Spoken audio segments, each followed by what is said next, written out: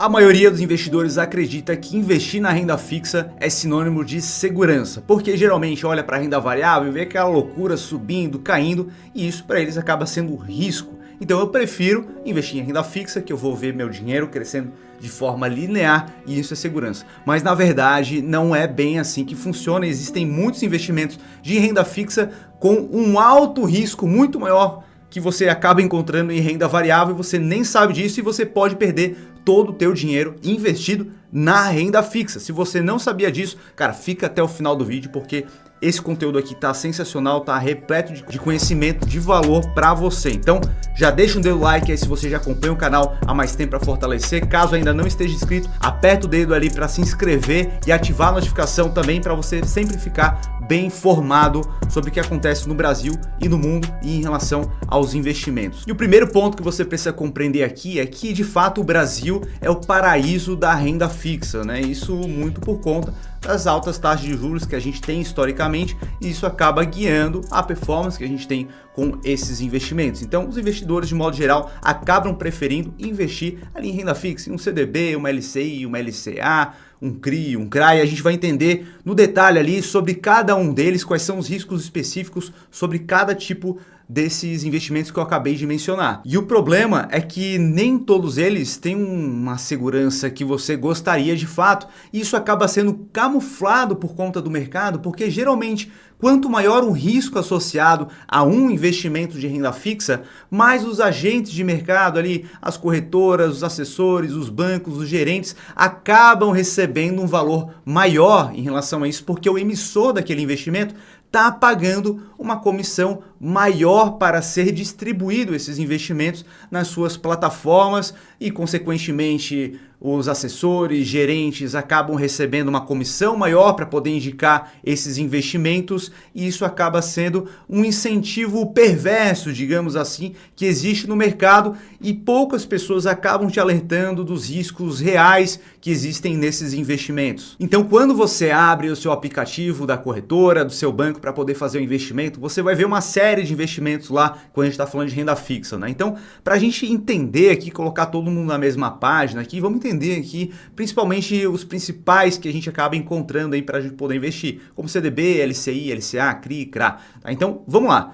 Começando pelo CDB, que acaba sendo mais tradicional, né? O CDB é o Certificado de Depósito Bancário. Quando você está investindo no CDB, você está fazendo o seguinte, você está pegando seu dinheiro e falando, olha instituição, olha banco, olha emissor desse CDB, você pode pegar aqui o meu dinheiro para fazer o que você quiser com ele. Você quer investir de forma segura e rentável para depois me entregar os juros que eu estou contratando com você? Show de bola! Você quer fazer investimentos especulativos e alavancados com esse dinheiro e depois me devolver os juros que eu estou aceitando? Show de bola também. Só que na verdade a maioria das pessoas acaba só olhando lá. Ah, esse CDB aqui ele está rendendo 12%. Tá legal, bacana. Ah, esse daqui está rendendo 14%. Nossa, esse daqui está rendendo 17%. Pô, então vou pegar esse 17%. Esse de 12 não está com nada.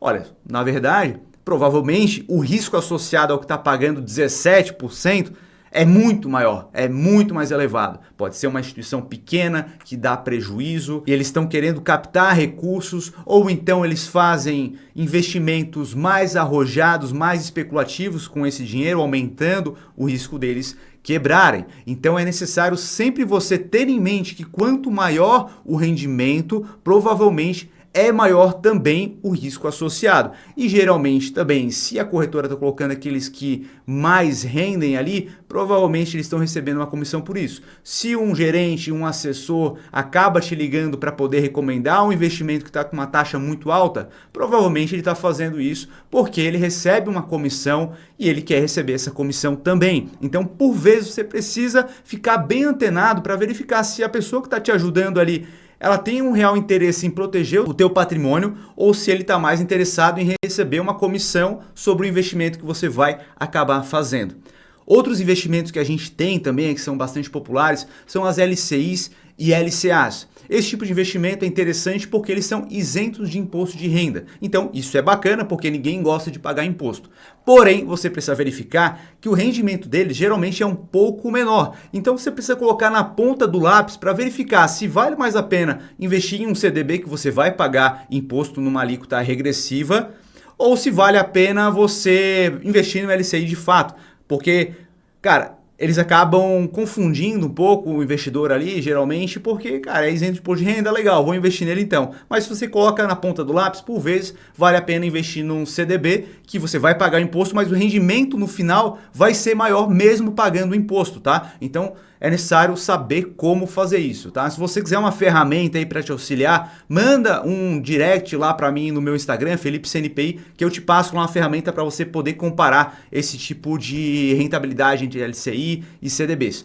Beleza, pessoal? Então, entrando ali na parte do LCI e do LCA, quando a gente está falando de uma LCA, a gente está falando de letra de crédito do agronegócio. Então, lembra lá o CDB que você emprestou o dinheiro para aquele emissor e ele pode fazer o que ele quiser com aquele dinheiro? Agora, numa LCA, você também está emprestando para esse emissor, só que ele vai ficar restrito ao agronegócio. Então ele pode fazer o que ele quiser, né? Não exatamente o que ele quiser, mas ele fica restrito a movimentar e investir no agronegócio, tá? Esse dinheiro vai ficar restrito nesse setor. E agora na LCI, a mesma coisa, só que no setor imobiliário. E eles são isentos de imposto porque o governo tem interesse em fomentar essas áreas, tá? Tanto a parte de agronegócio como o setor imobiliário, porque gera muito emprego e tudo mais, tá? Então são investimentos isentos de imposto de renda que são bacanas. E esses três que a gente acabou de falar, o CDB, LCI e LCA, eles estão garantidos pelo FGC até o montante de 250 mil. Então eles têm um nível maior de segurança. É claro que entre um CDB X e Y existe um grau de insegurança ali também. Então o CDB X ele pode ser bastante seguro, né? Então geralmente ele vai render 100% do CDI, ou então ele vai ter uma taxa pré-fixada mais próximo da taxa de juros de médio e longo prazo. Agora o CDB Y, ele pode ter um risco maior e ele vai pagar um prêmio maior por isso também, tá? Mas de modo geral, os CDBs, LCIs e LCAs têm a garantia do FGC, que é o Fundo Garantidor de Crédito, que a gente já vai falar um pouquinho sobre ele também. Então é legal, é bacana, então o que a gente vê muita gente falando é que, pô, legal, tu pode investir aqui porque tem o FGC, garante lá, tá garantido. Só que existe um risco também específico no FGC e a gente já vai falar sobre isso, tá? Eu preciso finalizar aqui também te explicar sobre os CRIs e os CRAs e as debêntures. Então, os CRIs e os CRAs são muito parecidos com as LCIs e os LCAs, tá? O dinheiro também vai ficar restrito nessas duas áreas. Porém, eles não têm a garantia do FGC. Então, o risco agora é ainda maior. Se algo der errado com esse emissor ou o credor não conseguir pagar aquela emissão, você pode perder todo o teu dinheiro, tá? E não vai ter ainda o Fundo Garantidor de Crédito. Porque no CDB, LCI e LCA, você também pode ter uma quebra desse emissor, porém você ainda está garantido pelo FGC até 250 mil. Então, no CRI e no CRA, você não tem isso. E as debêntures agora são emissões feitas diretamente pela empresa para poder captar. Então, se for uma empresa que está passando por dificuldade financeira, acaba sendo um risco bastante elevado também e, consequentemente, se você for investir, você precisa exigir um prêmio maior também. Com isso, eu não estou falando que você não pode ter nenhum tipo desses investimentos sem o FGC, mas você precisa estar ciente dos riscos e alocar uma quantidade que não seja muito relevante dentro da tua carteira, composta com base nos riscos que você está disposto a correr também na renda fixa. Vale lembrar também a crise do setor imobiliário lá nos Estados Unidos que acabou acontecendo em 2008. Caso vocês queiram, posso fazer um vídeo especificamente sobre o que acabou acontecendo lá, mas para você compreender, quem acabou se dando muito mal lá foi os investidores de renda fixa. Eles estavam investindo em um investimento que era tido como super bacana, com um nível ok de segurança, e na verdade era um conglomerado de vários investimentos que estavam lastreados no setor imobiliário, porém os devedores daquelas dívidas que você acabou comprando, né? Porque quando você está comprando um certificado como esse, você está comprando os juros e alguém vai ter que pagar esses juros, né? Então lá você estava comprando os juros dos devedores das hipotecas daqueles imóveis americanos. Então, em algum momento, né, como os devedores ali tinham um alto grau de risco, mas isso não estava sendo passado para os investidores, acabou quebrando ali e simplesmente não teve dinheiro, não teve um fundo garantidor de crédito deles lá, não tinha recurso suficiente para poder garantir todo mundo, e muitas pessoas que investiam em renda fixa achando que estavam garantidas, perderam todas as suas economias, achando que estavam fazendo um investimento seguro, mas na verdade não estavam. Ou seja, existe muito risco na renda fixa, porém, por vezes, esses riscos não acabam sendo explicados de uma forma clara para você, muito por conta dos conflitos de interesse que existem, né? Por vezes, os gerentes, os assessores acabam sendo comissionados por conta disso e acabam não passando a informação de forma completa ou acabam ocultando algum tipo de informação para que você possa fazer um investimento que está sendo recomendado. E nesse sentido, a gente tem um serviço de consultoria que é totalmente sem conflito de interesse. A gente não recebe nenhum tipo de comissão sobre os investimentos que a gente acaba recomendando. Tudo que a gente recomenda para os nossos clientes, a gente investe aqui também. Caso a gente faça algum investimento que gere algum tipo de comissão para a gente, essa comissão volta 100% em forma de cashback diretamente na conta do cliente, tá? Então a gente veio com esse modelo de consultoria porque é o modelo que mais vem crescendo no mundo e é o que vai crescer aqui no Brasil à medida que as pessoas acabam identificando os conflitos de interesse que existem nas relações atuais ali entre o assessor e o cliente, tá? Então a gente tem esse modelo de consultoria. Caso você queira verificar se você tem cashback a receber, né? Você está pagando ali alguma comissão para a estrutura da corretora ou para algum assessor e você gostaria que essa comissão voltasse para você, é interessante você migrar para o nosso modelo de consultoria. Tem vários clientes que já estão recebendo muito cashback em relação a isso e você vai ter um suporte, alguém para poder montar um planejamento estratégico para você de forma clara e de acordo com o teu perfil de investidor. Então, o que eu recomendo é: entre aqui no QR Code, está aparecendo na sua tela, aponta o celular aqui para o QR Code ou clica no primeiro link da descrição para poder falar com um consultor e entender como funciona o nosso serviço, e nessa conversa você já vai ter uma clareza maior do que é possível fazer com seus investimentos também e também o quanto que você conseguiria receber de cashback com os investimentos que você tem atualmente na tua carteira. E agora a gente precisa compreender em relação ao FGC, que é o Fundo Garantidor de Crédito. Ele foi criado lá em 95 e ele é uma instituição privada sem fins lucrativos, tá? Então ele foi criado justamente pelos bancos para poder dar uma maior segurança aos investidores e é uma ferramenta essencial para a economia brasileira e ele tem funcionado e cumprido o que ele promete muito bem desde a sua criação. Então, eu estou trazendo aqui os riscos associados para trazer uma transparência muito clara para você, mas não é para você ficar também assim, pô, meu Deus do céu, é só risco, risco, risco. Eu estou trazendo clareza para você entender todos os riscos específicos que existem no mercado, tá? Então, o FGC hoje, ele tem por volta de 108 bilhões em caixa para poder garantir todos os depósitos que os bancos acabam emitindo ali, CDBs, LCIs, todos os investimentos que existe a proteção do FGC, limitado a 250 mil por conglomerado. Então você pode ter até 4 conglomerados diferentes com um limite de 250 mil por CPF ou CNPJ, ou seja, um limite de R$1 milhão, tá? Então você fica garantido até essa faixa. Então, por exemplo, eu investi no CDB do Nubank, tá? Então você pode investir lá até 250 mil. Que passar disso, você não vai ter mais a garantia do FGC. Eu tenho mais de 250 mil para investir.